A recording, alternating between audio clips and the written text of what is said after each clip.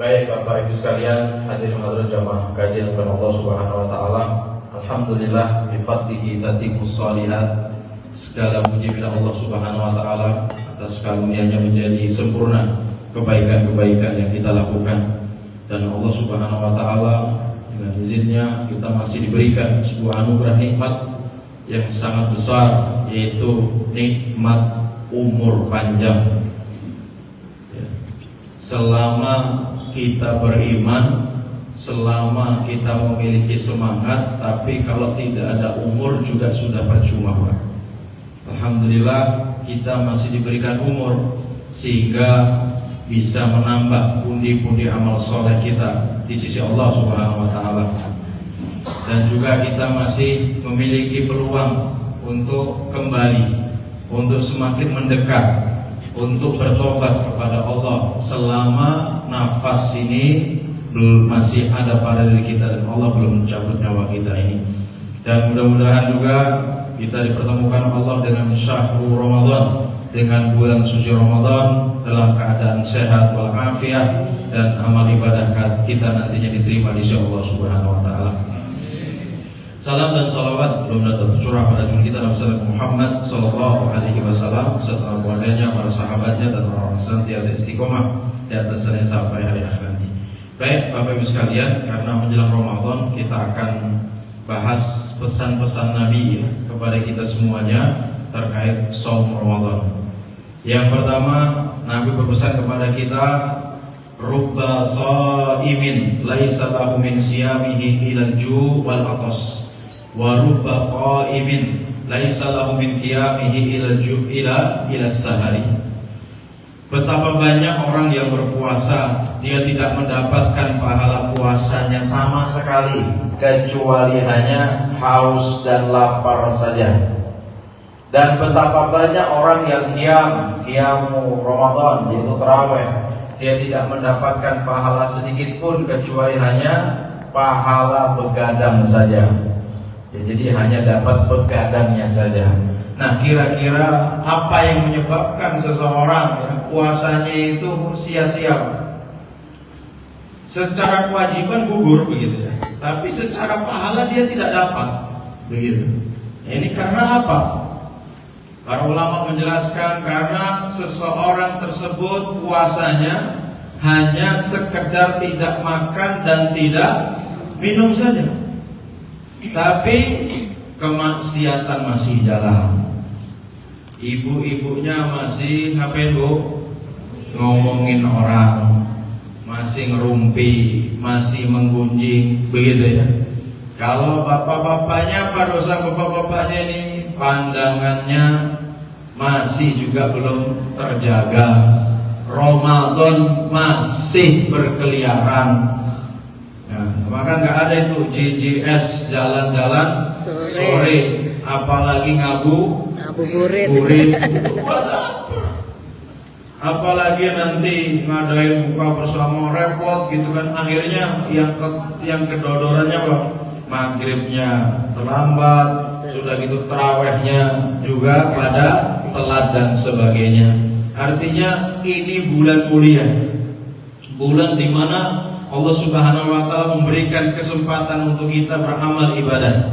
Ya, jangan kita sia-siakan untuk bisa bertemu dengan bulan Ramadan ini, Bapak Ibu sekalian. Ini sulit karena saya lewat tadi pagi, sudah meninggal fulan ini ya. Karena biasa langganan beli penambahan bangunan sama beliau, telah meninggal dunia Bapak fulan.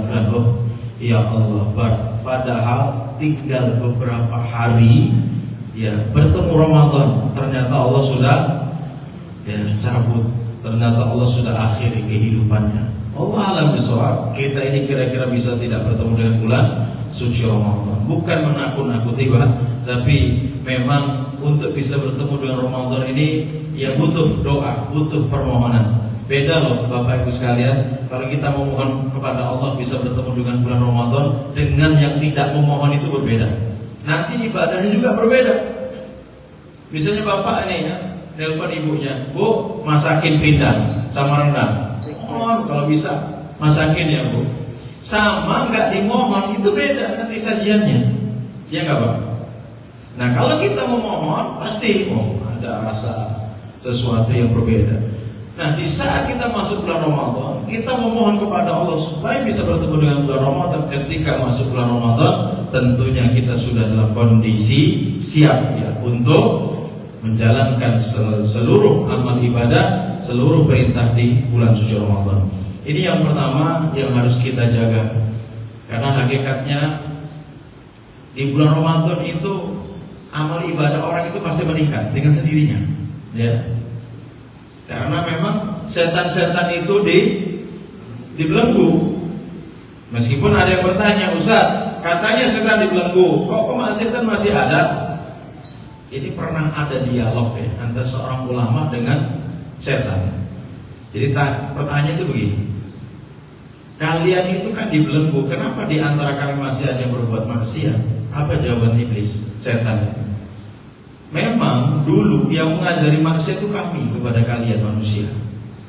Tapi dalam perjalanannya waktu, ternyata kalian itu lebih bagus inovasinya gitu ya. Inovasi maksiatnya, inovasi dan improvisasi gitu ya. Sehingga apa? Kami itu sekarang justru belajar sama kalian tentang bagaimana bermaksiat itu. Coba, manusia itu hebat itu. Artinya tanpa diganggu setan pun manusia itu sudah pintar bermaksiat. Maksudnya begitu. Allah Akbar. Ibarat kalau bayi Pak, umur 1 tahun sudah mulai merangkak, sudah mulai berdiri gitu kan. Setan ajari itu gimana bisa berdiri. Ketika 1 tahun, 2 bulan, 3 bulan, 5 bulan sudah bisa jalan, sudah bisa mulai lari. Ketika sudah lari, setan sudah lepas tangan Pak. Manusia sudah lari semua dengan sendirinya. Artinya di bulan Ramadan kenapa masih banyak kemaksiatan? Karena hakikatnya setan itu sudah berhasil menggoda, mendidik kita selama berapa bulan? 11 bulan lamanya. Nah, ketika bulan ke-12 dilepas pun kita masih nauzubillah, masih bermaksiat. Itu. Nah, kemudian kita katakan tadi meningkat dengan sendirinya. Coba kita lihat subuh di bulan suci Ramadan. Kalau enggak di bulan Ramadan itu cuma 1 shaf, 1 baris. Coba kalau subuh bulan Ramadan Pak, bisa 6 shaf. Itu meningkat dengan sendirinya. Meskipun nanti menjelang Idul Fitri sudah turun lagi tuh shafnya kan. Benar. Orang yang nggak pernah sholat malam di bulan Ramadan, ya nggak Bu? Pada terawih, buktinya, ya. Ini yang nggak biasa sholat malam itu sudah beli sarung ini hari-hari ini, sudah beli peci gitu. Karena ada semacam begini Pak, kalau nggak sholat terawih, nanti Idul Fitrinya nggak sah. Kok ada anggapan seperti itu ya? Ya, alhamdulillah, tapi dengan beranggapan seperti itu aja mereka mau sholat tarawih begitu ya. Benar itu. Yang mungkin di luar Ramadan jarang tuh sahur, jarang sholat subuh berjamaah. Ketika Ramadan, alhamdulillah, sholat subuhnya pada berjamaah. Karena apa? Sahur sudah bangun kan? Ketika adzan langsung ke masjid. Nah, ini diantara keutamaan bulan suci Ramadan. Meskipun demikian, ya, kita harus mewaspadai kemaksiatan yang ada. Itu yang pertama. Pesan yang kedua, ini juga peran Bapak Ibu sekalian, pesan yang kedua dari Nabi ini. Nabi itu pernah ya ingin menaiki anak tangga itu ketika mau khutbah. Ketika tangga pertama beliau mengucapkan amin, tangga kedua juga begitu, tangga ketiga juga begitu. Saat itu Nabi ditanya, ya Rasulullah, kenapa engkau tadi mengucapkan amin, amin, amin? Nabi menjawab, atani Jibril, malaikat Jibril mendatangiku dan berkata, ya Muhammad, man adraka Ramadan, ya Muhammad, siapa saja yang bertemu dengan bulan suci Ramadan, falam yughfar lahu, sedangkan dosa-dosanya tidak diampuni oleh Allah Subhanahu wa taala, fa ab'adahullah, maka Allah akan menjauhkan rahmatnya dari orang tersebut. Coba Bapak Ibu sekalian, jadi kalau kita masuk Ramadan, selesai Ramadan, dosa-dosa kita tidak diampuni oleh Allah Subhanahu wa taala, maka ini menjadi salah satu Satu, kita dijauhkan dari rahmat Allah, padahal masuk surganya kita karena rahmat dari Allah Subhanahu wa ta'ala. Maka yang akan juga kita akan tambahkan dalam penjelasan ini adalah apa penyebab dosa kita tidak diampuni. Yang pertama, Pak, terus menerus melakukan dosa. Taubatnya cuma taubat sambel. Nabi bersabda, la saghirata ma'al israr. Tidak ada dosa kecil jika dilakukan secara terus menerus. Wala kabirata ma'al istighfar. Dan tidak ada dosa besar jika senantiasa diiringi dengan istighfar. Maka harus memperbanyak istighfar, ya, di bulan suci Ramadan itu. Penyebab yang kedua, kenapa dosa kita tidak diampuni, Pak? Karena kita pernah mendiamkan seseorang lebih dari 3 hari. Siapa saja yang mendiamkan saudaranya lebih dari 3 hari harus segera berhenti dan bagaimana menegur dan memperbaiki hubungannya. Karena Nabi bersabda, tidak seyogianya seorang mukmin mendiamkan saudaranya lebih dari 3 hari. Dan Bapak Ibu sekalian harus ingat, setiap hari Senin dan hari Kamis amal ibadah kita itu naik, Pak. Dihadapkan kepada Allah itu setiap hari Senin dan hari Kamis. Kenapa ada puasa dan Kamis? Di antaranya itu karena Nabi ingin di saat amal ibadah itu diperlihatkan kepada Allah, beliau dalam keadaan apa? Berpuasa. Dan Allah akan mengampuni dosa-dosa kita setiap hari Senin dan hari Kamis. Kecuali illal mutahajiraini, kecuali 2 orang yang saling diam-diaman. Ya, saling diam-diaman. Maka akan dikatakan kepada 2 orang ini, akhirhuma, tunda pengampunan dosa untuk 2 orang yang sedang diam-diaman itu. Maka Bapak-bapak, ada yang didiamkan, Pak, sampai hari ini, Pak? Tetangganya, saudaranya, atau mungkin malah jamaah masjid, saudara dari jamaah masjid ada. Ibu-ibu masih mendiamkan orang? Dicek, Bu, ya. Kalau masih ada yang mendiamkan orang karena kesal, kecewa dan sebagainya, segera WA, assalamualaikum Umi, apa kabarnya? Waalaikumsalam. Itu sudah selesai. Sudah selesai. Berarti kita sudah tidak mendiamkannya. Itu seperti itu. Atau suami mendiamkan istri juga sama, Pak, nggak boleh. Suami mendiamkan istri itu juga sama, nggak boleh lebih dari 3 hari. Kalau pisah aja boleh, Pak, sebulan itu boleh. Tapi kalau diam-diaman itu nggak boleh lebih dari 3 hari. Itu fikihnya seperti itu. Gitu ya. Itu yang kedua. Kenapa dosa kita tidak diampuni? Karena masih ada dosa kita, yaitu mendiamkan saudara kita. Nah, itu kita harus hilangkan sifat-sifat yang seperti itu. Baik. Kemudian yang ketiga, kenapa dosa kita tidak diampuni? Karena kita melakukan kemaksiatan itu secara terang-terangan. Nabi bersabda, kullu ummati mu'afan ilal mujahirin. Setiap umatku itu dosanya akan diampuni, Pak, Bu, ya. Kecuali siapa? Ilal mujahirin. Kecuali orang yang terang-terangan dalam bermaksiat. Pertanyaannya adalah, siapakah yang terang-terangan dalam bermaksiat? Kita bertanya-tanya, siapakah yang terang-terangan dalam bermaksiat itu? Yaitu kata Nabi, seseorang yang dia di malam hari itu bermaksiat. Misalnya dia berzina. Allah sayang sama hamba ini, Pak. Allah tutupi kemaksiatannya ini. Gak ada satupun yang melihat, gak ada satupun orang yang tahu. Tapi di siang hari justru dia bercerita, zanaitu bi fulana wa fulana, saya semalam, mau tahu enggak? Saya zina sama si fulan. Saya main sama ini berapa ronde, na'udzubillah. Jadi orang yang seperti ini, Pak, dosanya tidak akan diampuni oleh Allah Subhanahu wa ta'ala. Kenapa Allah tidak mengampuni dosa-dosanya? Karena bagaimana dia bisa berbangga, bercerita dengan kemaksiatan yang dia lakukan. Ini salah satu pelajaran ya, untuk kita semuanya. Jangan sampai kita kalau punya masa lalu ya, kita berbangga masa lalu yang gak baik, kita cerita di dalamnya ada unsur berbangga diri, ya, berbangga diri, merasa malah senang cerita tentang hal yang seperti itu.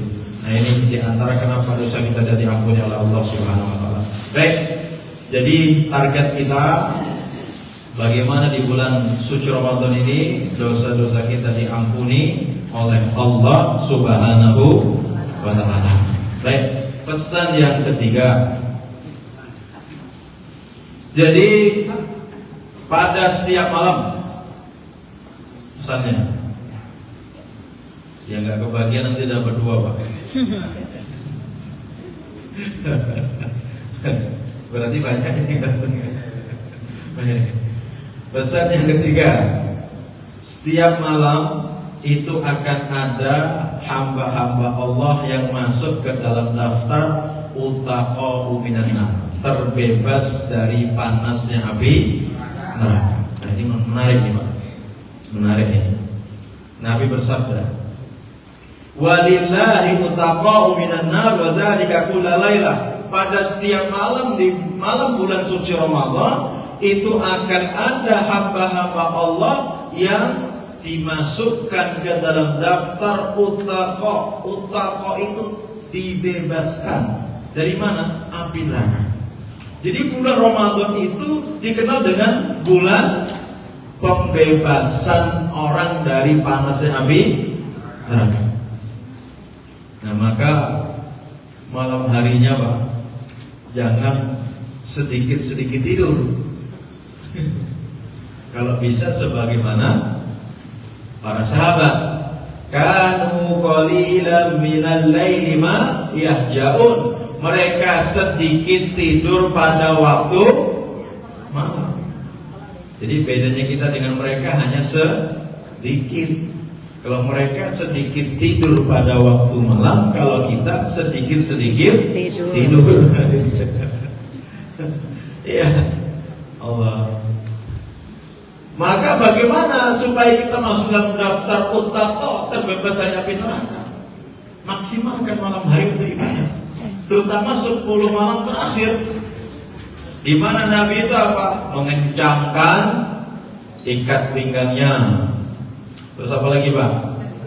Membangunkan keluarganya untuk ibadah di 10 malam terakhir di bulan suci Ramadan.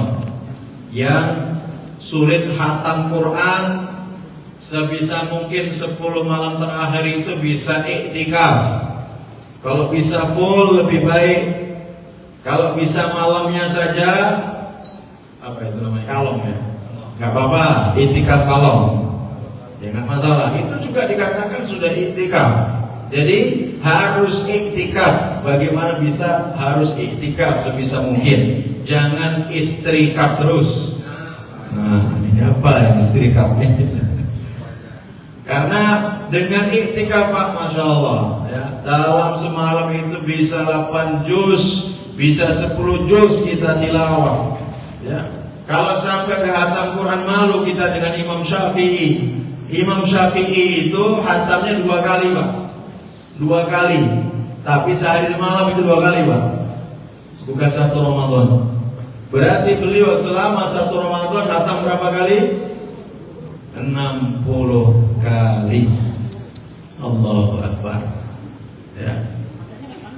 Mungkin bacanya bagaimana? Gak bisa dibayangkan. Namanya hafal Quran, Bu, ya.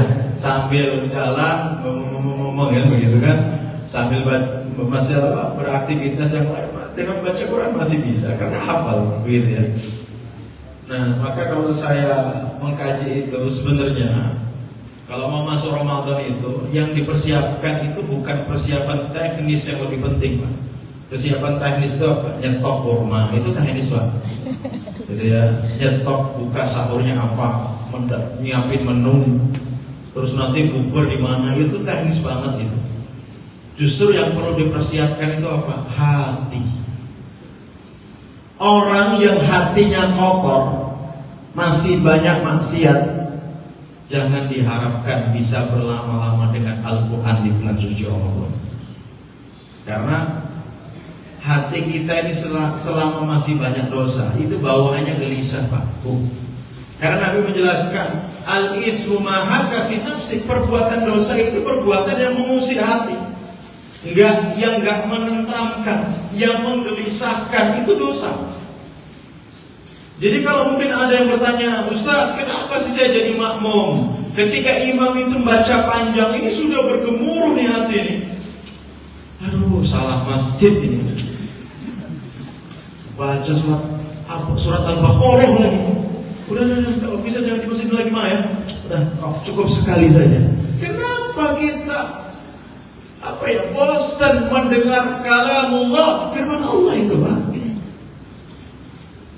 Firman Allah itu maksudnya perkataannya Allah loh. Orang kita kadang bacain WA itu saja setengah jam lebih, Pak. Kadang 1 jam, kadang 2 jam, padahal itu perkataan manusia. Kenapa kita tidak lelah? Kenapa kita mendengar kalamullah kita lelah? Maka Bapak Ibu sekalian, kalau mau saya tanya nih, nanti tarawihnya mencari imam yang bacanya panjang atau bacanya pendek? Nah kan? Masih 50-50 kan?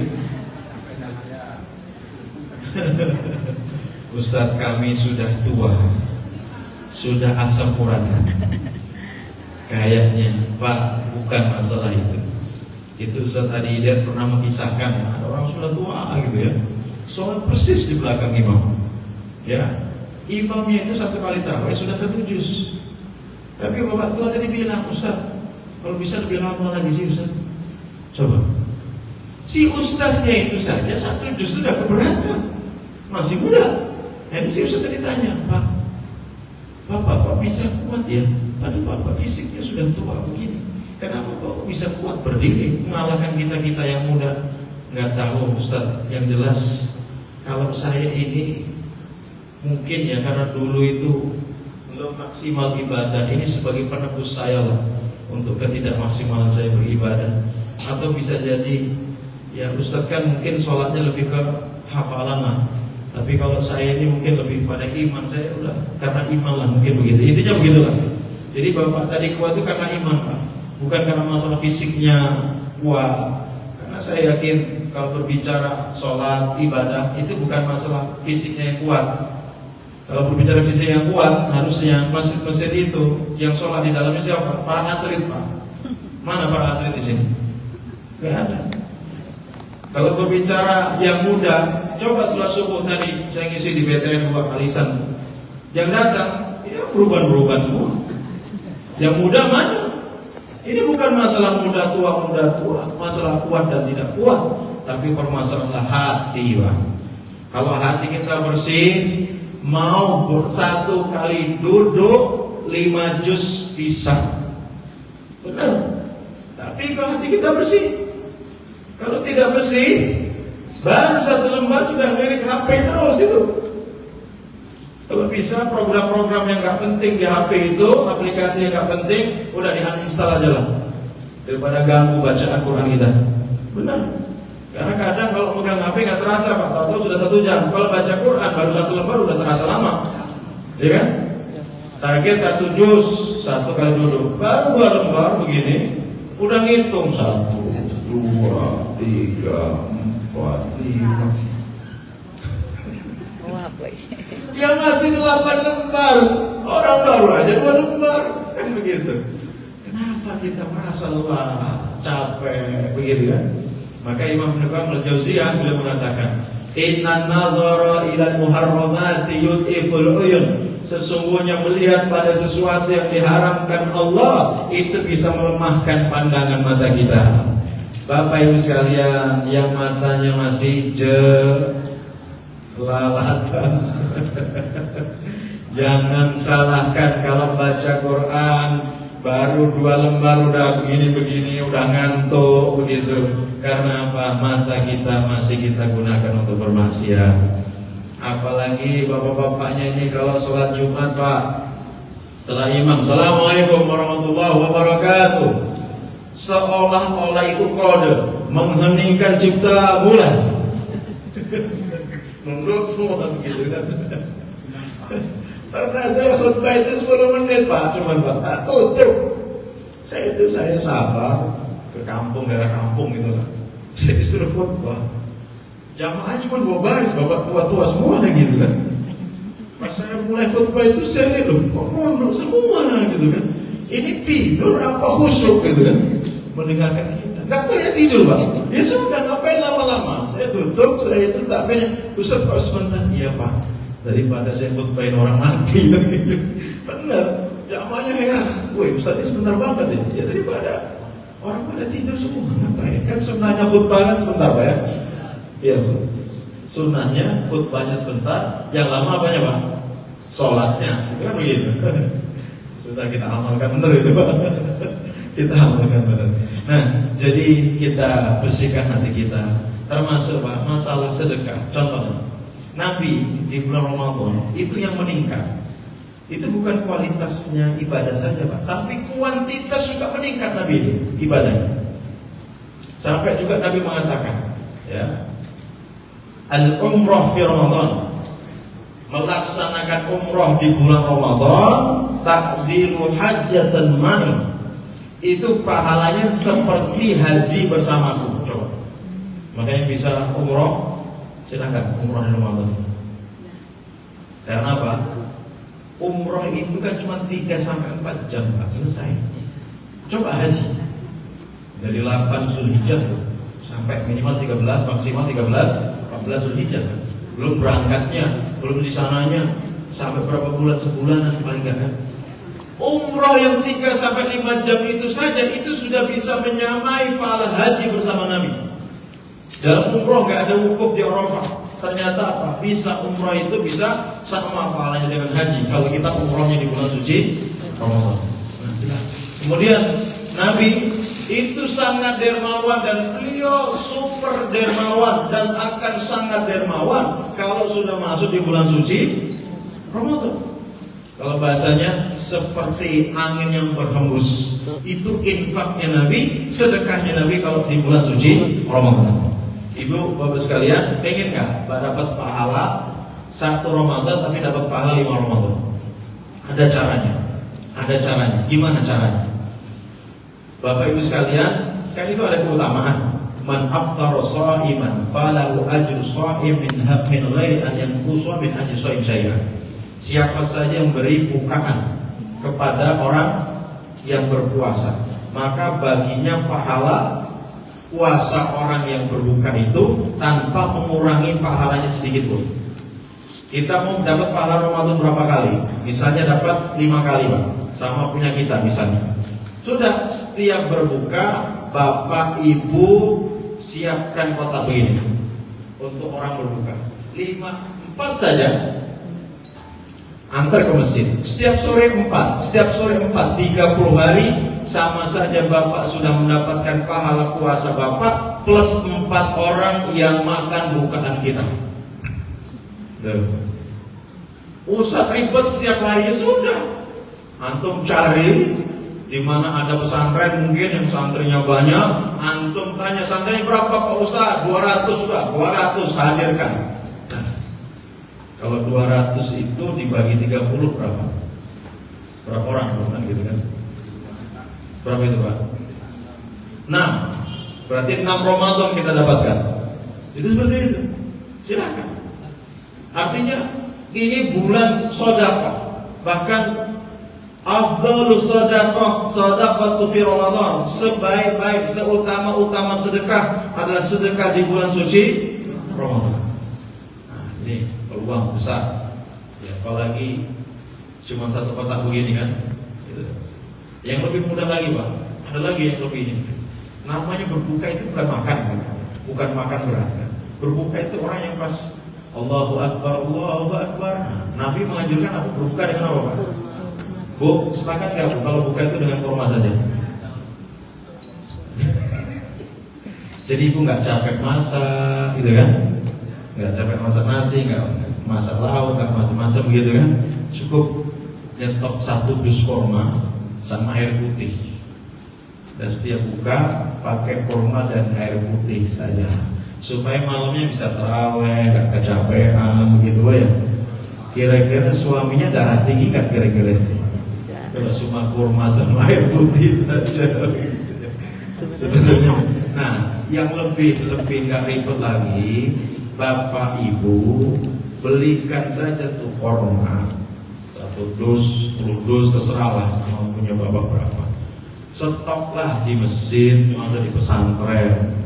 Namanya orang puasa, sunnahnya kan makan kurma. Nah, orang yang makan kurma itu pahala bapak juga dapat puasa orang itu, Pak. Termasuk ada juga saya lihat yang dia bagus juga nyebar itu minuman apa air mineral itu, Pak. Bahkan dia sampai 500 dus dia bagi ke masjid-masjid itu. Itu juga strategis banget itu untuk bisa mendapatkan pahala orang yang berpuasa. Silakan pokoknya ya untuk bisa berlomba-lomba untuk berbagi di bulan suci Ramadan ini. Baik, selanjutnya Nabi juga bersabda, "Lishaimi farhatani," bagi orang yang berpuasa itu ada 2 kegembiraan. Kegembiraan pertama, kapan itu, Pak? Inda fitrihi, ketika dia berbuka. Masya Allah. Tanda-tandanya apa, Pak? Ibunya itu kalau mau buka, wah udah ribetnya luar biasa itu di dapur ya. Masak kolak, buat es buah, apalagi Bu. Wes pokoknya lah gitulah ya. Bapak-bapaknya pun pulang dari luar rumah itu melihat kelengkeng, beli kelengkeng, musim duku beli duku lah, melihat durian juga beli durian itu untuk mendapatkan kegembiraan itu gitu loh. Sampai di rumah taruh di atas meja semua, Masya Allah. Maka sampai Nabi itu mengatakan setiap kali mau masuk bulan Ramadan beliau bersabda, "Atakum syahr Ramadan," telah datang kepada kalian bulan Ramadan. Syahrul mubarak, bulan yang penuh barokah. Barokah itu artinya apa? Tidak ada arti barokah kecuali apa? Cukup. Allah akan mencukupi kita selama di bulan suci Ramadan. Terbukti, Pak. Meskipun COVID gak punya duit, coba pas di meja bukaannya, buka puasa itu, seringnya kurang apa bersisa, Pak, makanannya, Pak? Bersisa. Itu bukti puasa Ramadan itu barokah betul. Makanya jangan malah sedih. Mau Ramadan beras mahal, gak usah ngomong begitu, udah. Insya Allah cukup itu. Ya, minyak mahal, udah gak usah dibahas. Pasti Allah cukupi. Dan ternyata benar, tidak pernah istilah kata kita berbuka puasa itu gak pernah ada yang kita makan, gak ada. Pasti makan justru yang agak berlebih terus. Ya, apalagi jadi ustadz ini susah. Susahnya apa? Pasti kalau pulang ditentengin terus. Isi buka puasa ditentengin, isi kajian begini ditentengin. Gimana ustadz yang mau kurus kalau begini? Kalau pas anak-anak di rumah oke gitu, sudah tetangga dan sebagainya. Kebagian juga begitu kan. Allah. Nah inilah barokahnya bulan suci Ramadan. Nah, jadi harus bergembira kita dengan masuknya bulan suci Ramadan. Sedikit kita bahas 5 menit ke depan, nanti 15 menitnya untuk tanya jawab, maksimal kita jam 11 karena kita juga zuhur sudah harus di UPT mana PLN kan. PLN. Jadi yang sudah pensiun sama yang belum pensiun kita ceramah juga gitu. Ada persiapan materi juga, memberi materi di mereka. Jadi selama 5 menit ini pikir sedikit saja kita sampaikan pikirnya. Yang pertama terkait penetapan awal dan akhir bulan suci Ramadan.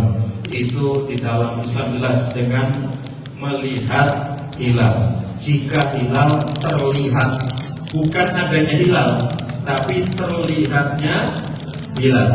Kalau adanya hilal itu di atas 1 derajat itu sudah ada itu hilal, tapi belum memungkinkan untuk dilihat. Nah, memungkinkan untuk dilihat kalau di Indonesia diputuskan di atas 3 derajat, begitu ya. Saudi itu di atas 2 derajat, di atas ufuk, di atas cakrawala yang ada itu.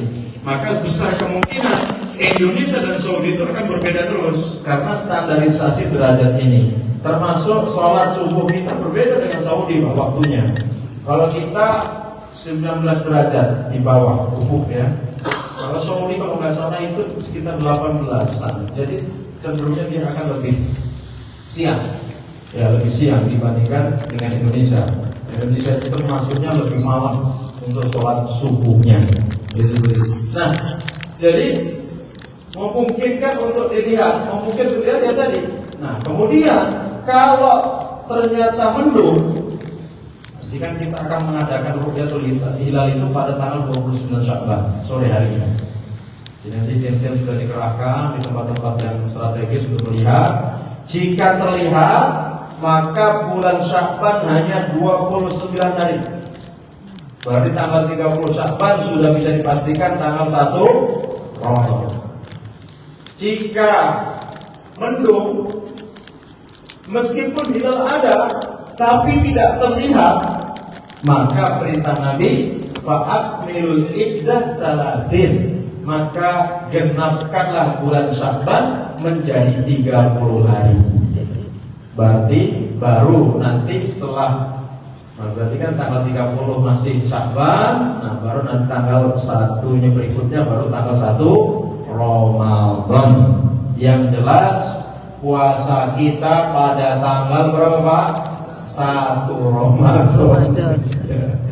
Kalau nanti apakah tanggal hari Senin atau hari apa, nah itu masih menunggu kita ya. Yang jelas ya. Untuk di Indonesia bagaimana? Sidang isbat itu menurut saya sudah cukup untuk membuat sebuah keputusan. Karena sidang isbat itu kan diinisiasi Pak, dulunya awalnya kan itu dilatar belakangi dari banyaknya kaum muslimin yang berbeda pendapat untuk memulai dan mengakhiri Ramadan, gitu kan. Akhirnya di Kementerian Agama itu menunjuk tim itu Pak, supaya apa? Berembuklah. Jadi diundang tuh ormas-ormas Islam gitu ya, lembaga-lembaga yang diundang ke situ. Berembuk, bermusyawarah, mencari mufakat bagaimana awal Ramadannya bareng, akhir Ramadannya juga bareng. Itu tujuan daripada sidang isbat itu. Dan alhamdulillah dasarnya pun juga benar, yaitu Ru'yatul Hilal, melihat hilal. Itu kita sepakatnya di situ. Maka kalau ditanya, kok kita nggak ikut Saudi Ustaz? Nah, di sini ada dua penetapan. Ada wihdatul matla, ada ikhtilaful maqali. Wihdatul matla itu artinya apa? Jika hilal sudah terlihat di suatu negeri, maka wajib di seluruh negeri-negeri Islam berpuasa mengikuti hilal tersebut. Itu namanya wihdatul matla. Tapi ada yang kedua namanya ikhtilaful maqali. Nah, ini yang dirojihkan. Ikhtilaful matla'i itu artinya apa?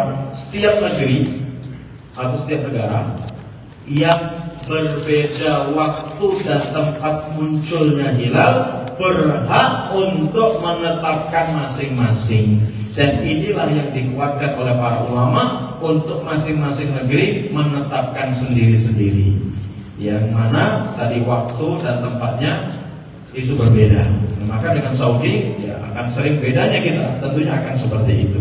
Baik, kemudian yang selanjutnya yang disunahkan dalam Ramadan, apa saja yang disunahkan? Pertama, mengakhirkan sahur.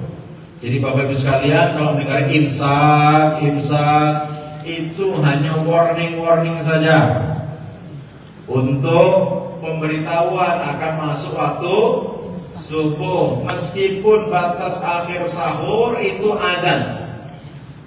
Azan pun kalau ada yang baru bangun kesiangan, apa kata Nabi? Idza sami'a ahadukumun nida, jika salah seorang kalian mendengar azan, wal ina walayadi, sedangkan piringnya itu masih di tangannya, atau kopinya atau rokoknya, fala yadhu, maka dia jangan letakkan itu hatta yakdi hajatahu, sampai dia menyelesaikan hajatnya. Artinya ketika azan itu bukan langsung taruh Pak Bu ya. Jadi kalau Bapak pas azan itu masih pegang itu, jadi dilihat ini lauknya ini masih menggoda apa enggak. Ya, kalau enggak taruh langsung. Tapi kalau masih ada yang lauknya belum, udah segera lauknya dimakan. Minum sudah berhenti. Itu seperti itu. Bukan bahan nambah, nggak boleh nambah. Ada ini biasa ini puasa pertama ini ada suami marah-marah. Kenapa suami marah-marah? Jadi ceritanya dia lupa, dia makan. Dia tegur sampai sini. Ya puasa loh Ramadan. Wah, kok malah diingetin sih? Kok dia nanti itu pas setelah minum. Ini baru nyedot satu nasi gitu. Bukannya syukur diingatkan, kok malah ibu nih coba ngertinya kalau sudah minum, lalu aja belum kesentuh. Nah kalau lupa begini Pak, lupa nggak boleh Pak, dilanjutin. Meskipun satu butir nasi nggak boleh dilanjutin. Kalau dilanjutin langsung batal puasanya. Baik. Nah kemudian sebaik-baik makanan sahur kata Nabi, nikma sahurul mukmin at-tamar. Sebaik-baik seutama-utama makanan sahur adalah kurma. Buka puasa kurma, sahurnya kurma. Kalau kurma Arab ini kurang suka Ustaz. Saya mah senangnya kurma Indonesia. Kurma Indonesia itu tahu bunting banget. Apakah hukumnya sama kurma Indonesia dengan beda? Kalau kurma itu kan cenderungnya Pak, itu mudah dicerna oleh lambung karena mengandung manis kan, gula pastinya ya. Kalau gorengan itu lambung akan kerja keras. Maka sebisa mungkin kalau azan itu bukan air putih dulu Pak. Nih kurma langsung Pak, kurma satu dulu, setelah itu berdoa kepada Allah. Jadi kalau pas buka itu jangan lupa untuk berdoa, karena itu waktu mustajab kita untuk berdoa ya. Jadi buka kita batalkan dulu, langsung berdoa. Nah setelah selesai doa silakan makan yang lain. Jadi kalau bisa diawali kurma dulu, tapi yang diincar biasanya bapak-bapak ini bukan kurma, es buahnya begitu. Allah bisa. Oke demikian, mudah bermanfaat. Masih ada waktu, kami serahkan kepada pengacara untuk tanya jawab, insyaallah sampai jam 11. Baik pada Bapak Ibu, masih ada waktu beberapa menit. Dipersilakan untuk menghidupkan suasana sekarang. Silakan tanya jawab. Pak Joko, silakan. Waalaikumsalam warahmatullahi wabarakatuh.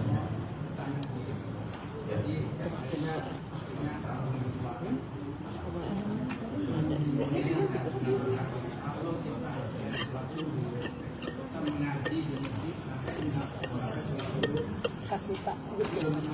Ya. Itu apa saja yang Baik. ke atas. Waalaikumsalam warahmatullahi wabarakatuh. Ulangin lagi. Baik, nanti yang mau nanya ada mic ya, bisa ya. Pertanyaannya diulang aja. Oh, pertanyaan ulang Pak, silakan Pak. Biar faktur Pak. Bismillahirrahmanirrahim. Saya kira mungkin pendengar saya tadi ini Pak Ustadz belum memberikan daripada apa pahala yang dilakukan pada setelah sholat subuh menjelang kita sholat subuh kita membacakan Al-Quran menjelang sholat subuh. Nah, apakah itu seperti sudah dilakukan seperti itu? Yang pernah saya dengar itu pahalanya sama dengan pergi haji dan apa manfaat daripada itu? Waalaikumsalam. Baik. Nanti ada keutamaan sholat isya. Ya, Nabi bersabda, "Man shalla sholat subhi fi jamaah." Siapa saja yang mampu sholat subuh berjamaah. Summa yaqudu. Kemudian dia duduk, enggak kemana-mana. Enggak kemana-mana, dia enggak pulang ke rumah tuh. Dia di masjid. Ngapain? Yadkurullah. Dia berzikir kepada Allah. Zikir itu banyak artinya Pak. Bisa doa, bisa baca Quran, bisa kita bermajelis taklim, bisa kita diskusi ilmiah tentang agama. Itu silakan. Itu namanya zikir, berzikir mengingat Allah Subhanahu wa taala.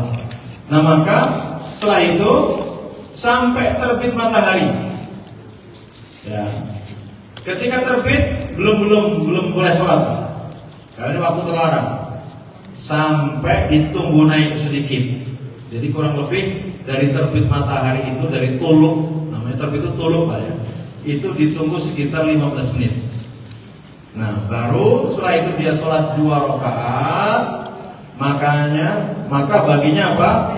Falahu ajrul haji wal umrah tamah. Maka pahalanya dia seperti berhaji atau umrah sempurna. Silakan. Pertanyaannya ibu-ibu, Ustaz, kalau ibu-ibu bisa nggak di rumah? Bisa. Tapi syaratnya satu, habis sholat nggak kemana-mana, nggak megang HP juga, nggak nonton TV. Jadi tempat sholat itu baca Quran, berzikir sampai nanti terbit matahari, ditunggu sejenak, nanti sholat 2 rakaat, maka sama juga mendapatkan pahala sebagaimana pahala sholat Isra tadi itu. Nah, tapi kalau suaminya sudah minta kopi ya gimana ya sudah, karena ini pahala sunnah. Memenuhi panggilan suami hukumnya wajib gitu. Ya, ya silakan. Itu Pak ya. Yang lain. Ibunya dulu, pokoknya ibunya dulu Bapak ya. Ya silakan ibunya dulu. Ibu dulu. Silakan. Ya, silakan. Ya silakan.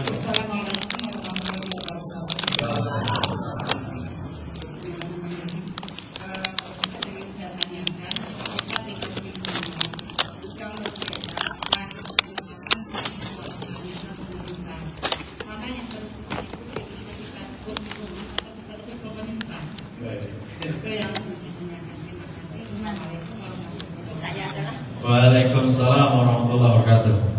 Nabi tegaskan terkait amalan ibadah puasa dan Idul Fitri. Beliau bersabda, "Saumukum yauma tasumun." Berpuasalah kalian berbarengan, bersamaan dengan mayoritas kaum muslimin berpuasa.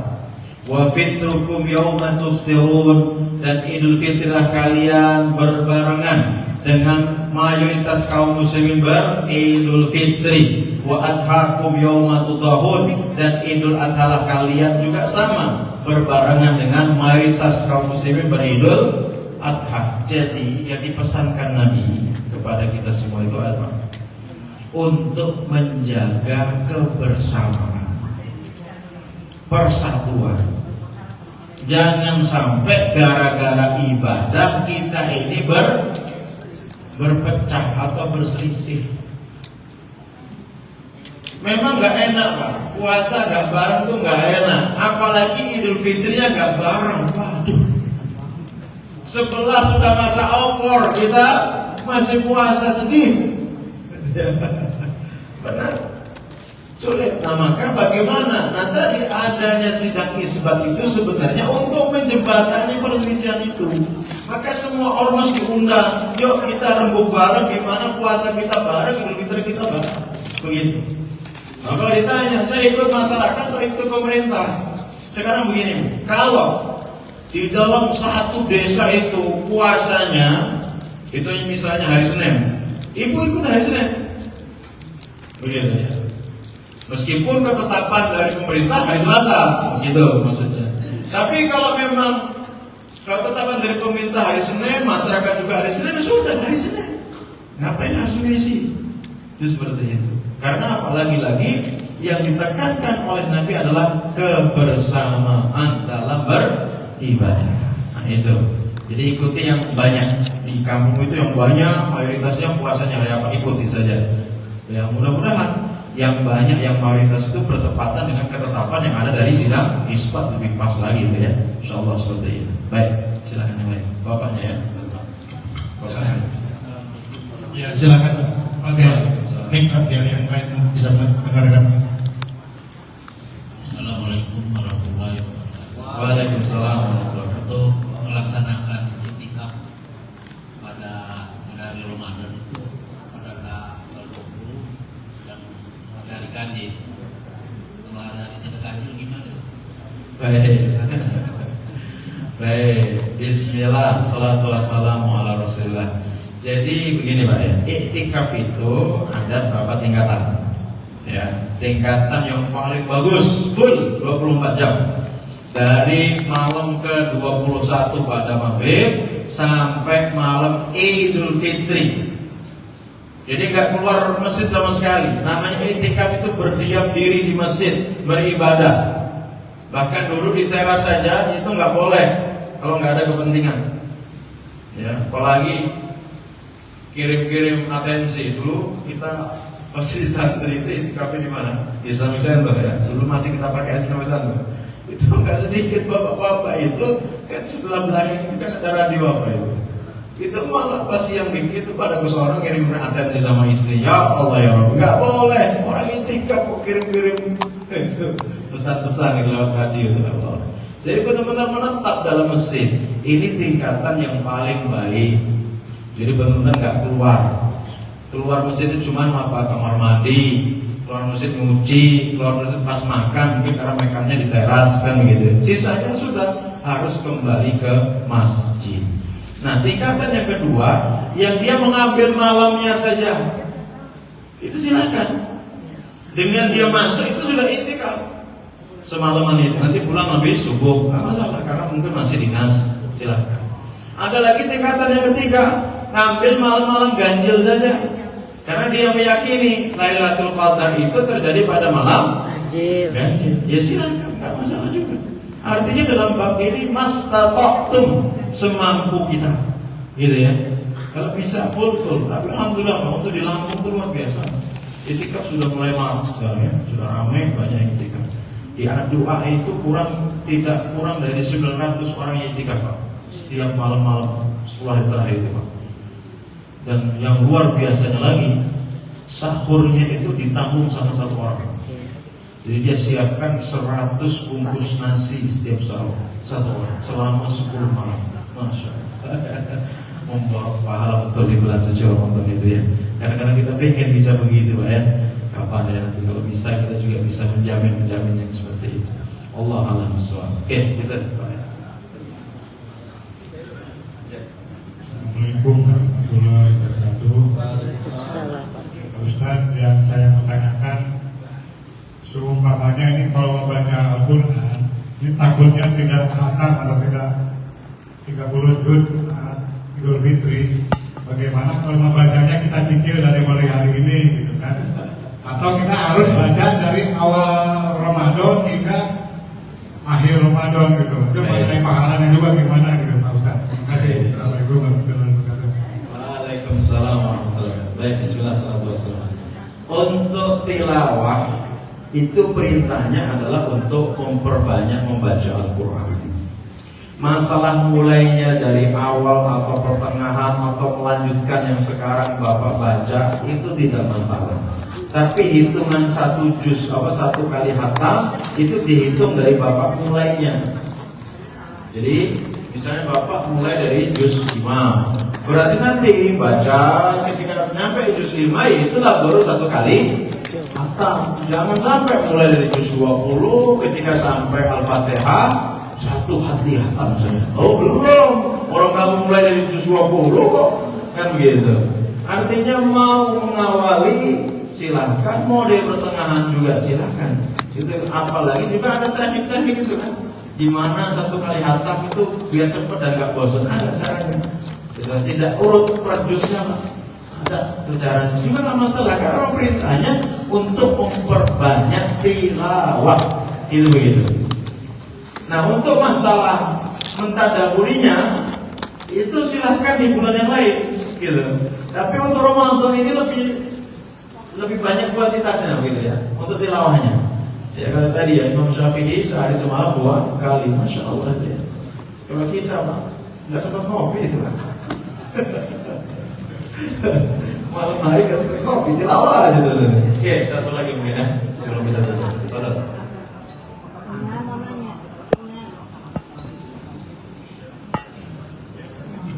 Ya, silakan lagi siapa? Ibu, Bapak? Ada lagi baik tentang puasa Ramadan atau tema yang sudah disampaikan oleh Bapak Ustaz? Silakan. Satu lagi mungkin? Aman?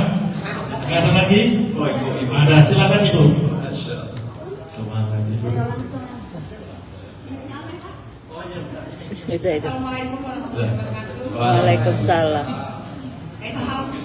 Alhamdulillah bikhair. Pertanyaannya saya pernah dengar bahwa Nabi itu pada bulan Syaban lebih banyak puasa. Ya. Yang saya tarik sedikit aja, tinggal beberapa hari lagi kita pakai kopi Kamis. Masih boleh puasa nggak besok? Baik. Bismillah, salatu wassalamu Rasulillah.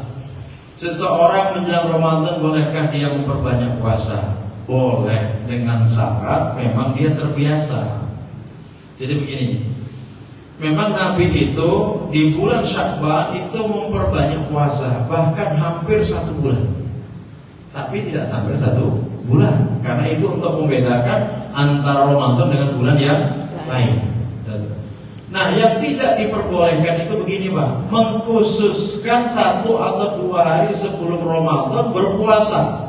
Nabi bersabda, jangan kamu mendahului Ramadan dengan sehari atau 2 hari berpuasa, kecuali kamu memang sudah terbiasa berpuasa sebelumnya. Bapak Ibu biasa Senin, Kamis, atau puasa Daud. Terakhir puasa Daudnya mungkin ketemunya hari Ahad. Ahad Bapak Ibu masih puasa Daud, boleh. Tapi kalau nggak pernah puasa Daud, nggak pernah puasa Senin Kamis, kok tiba-tiba hari Sabtu dan Minggu puasa, Seninnya Ramadan, itu tidak diperbolehkan. Gitu ya. Nah, termasuk puasa di hari Syak, di hari Rabu, itu nggak boleh. Ya, itu tidak diperbolehkan. Misalnya, daripada takut nanti puasanya salah penentuannya, saya tak puasa dari hari Ahad, nggak boleh. Jadi dalam Islam itu harus yakin, benar-benar terlihat-lihat hilal, itu baru puasa. Contoh masalah sholat saja, Pak ya. Ketika ada seseorang datang kepada Nabi, ya Rasulullah, saya ragu ya Rasulullah, pas sholat itu saya kentut apa? Tidak. Apa kata Nabi? La yansurif. Kamu nggak boleh batalkan sholat kamu itu. Hatta yasma'u sautan aw yajidariyan, sampai kamu mendengar bunyinya dan mencium baunya. Jadi harus jelas. 2 itu, Pak. Kentut itu ditandai dengan 2 itu. Kalau enggak suaranya terdengar, kalau enggak baunya tercium. Bapak lebih enggak suka yang mana, Pak? Yang suaranya keras apa yang tiba-tiba ada bau? Jadi enggak ada yang gini. Misalnya lagi nih, Bapak habis sholat maghrib ikut kajian di masjid. Waktu isya ragu, saya sudah batal atau belum. Jadi dalam Islam itu bukan yang ragu yang diambil, tapi yang yakin. Yakinnya tadi wudu belum, sudah wudu, buktinya kita sudah sholat, berarti kita masih dalam keadaan berwudu. Jangan ngambil yang ragu. Itu Islam. Maka dalam puasa tadi memang benar Nabi banyak berpuasa di bulan Sya'ban, tapi tidak sampai 1 bulan. Tidak sampai 1 bulan, dan itu untuk membedakan antara bulan Sya'ban dengan bulan Ramadan. Dan bagi siapa saja yang memang rutin puasa Daud, silahkan dilanjutkan sampai nanti masuk bulan suci Ramadan. Bagi yang nggak biasa berpuasa, jangan didahului dengan sehari atau 2 hari puasa berpuasa, karena itu justru Nabi tidak membolehkan. Allah SWT. Demikian, mudah-mudahan Pak cukup, Pak ya. Oke, baik. Sebelum kita tutup, mari kita berdoa kepada Allah Subhanahu Wa Taala. Allahumma salli ala Muhammad wa ala ali Muhammad kama shallaita ala Ibrahim wa ala ali Ibrahim innaka Hamidum Majid. Wa barik ala Muhammad wa ala ali Muhammad kama barakta ala Ibrahim wa ala ali Ibrahim innaka Hamidum Majid. Allahumma ighfir muslimin wal muslimat wal mu'minin wal mu'minat al ahya'i minhum wal amwat innaka sami'un qaribun mujibud da'wat ya qadiyal hajat. Rabbana la tu'akhidna in nasina aw akhtana. Rabbana wa la tahmil 'alaina isran kama hamaltahu 'alal ladzina min qablina. Rabbana wa la tuhammilna ma la taqata lana bih wa'fu 'anna waghfir lana warhamna anta maulana fansurna 'alal qaumil kafirin. Rabbana zalamna anfusana wa illam taghfir lana wa tarhamna lanakunanna minal khasirin. Rabbana hab lana min azwajina wa dhurriyyatina qurrata a'yun waj'alna lil muttaqina imama. Allahumma inna nas'aluka ilman nafi'an wa rizqan thayyiban wa 'amalan mutakabbalan. Rabbana hab lana minas salihin. Rabbana hab lana minas salihin. Rabbana atina fid dunya hasanah wa fil akhirati hasanah wa qina adzabannar wa qina adzabannar. Subhana rabbika rabbil izzati amma yasifun. Wassalamu ala mursalin walhamdulillahi rabbil alamin. Assalamualaikum warahmatullahi wabarakatuh. Waalaikumsalam warahmatullahi wabarakatuh.